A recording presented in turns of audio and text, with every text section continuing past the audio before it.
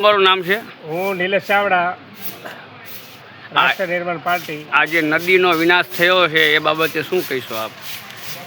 તો લીંબડી જે ભોગાવો નદી છે એની અંદર પુષ્કળો બાવળ ઉગી ગયા છે. તો આ બાવળો કોઈ નગરપાલિકા તંત્ર કોઈ પણ સાફ સફાઈ કરવામાં આવતી નથી. તો મચ્છરોનો ઉપદ્રવ એટલો બધો વધતો જાય છે. હજી ચોમાસું શરૂઆત નથી થઈ, 5 છાંટા પડે ને મચ્છરોનો ઉપદ્રવ એટલો બધો વધે છે અને બાવળોમાં અમુક અસામાજિક પ્રવૃત્તિઓ પણ થાય છે.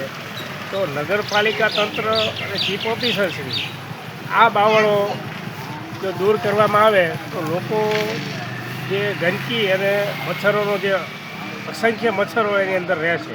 લોકચર્ચામાં એવું છે કે આની સફાઈ દર વર્ષે થાય છે. આ ગ્રાન્ટો આવતી હોય છે પણ નદીની અંદર બાવળો કોઈ પણ ભોગે સાફ કરવામાં આવતા નથી. અને ગ્રાન્ટો જે એમ કે કેટલની આવતી હોય તો કેટલની ગ્રાન્ટ પણ થઈ જવામાં આવે છે. એમ બધી ગ્રાન્ટોનો કોઈ ઉપયોગ થતો નથી. એ બીજી જગ્યાએ વાપરી નાખતા હોય અને જે કામ કરવાનું હોય એ કામ થતું નથી. આ નદીની આવી દશા જોતાં જે પર્યાવરણ પ્રેમીઓમાં કેવી લાગણી છે? એ બાવળ જ છે, કાંટાળા બાવળ છે અને એની અંદર પુષ્કળ મચ્છરો જ રહે છે અને એમાં અસામાજિક પ્રવૃત્તિઓ પણ થાય છે.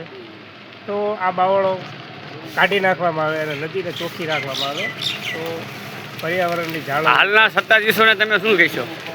આ બાવળો સાફ કરવામાં આવે એવી અમે લેખિતમાં રજૂઆત કરશું કમિશનર ઉચ્ચ સ્તરીય.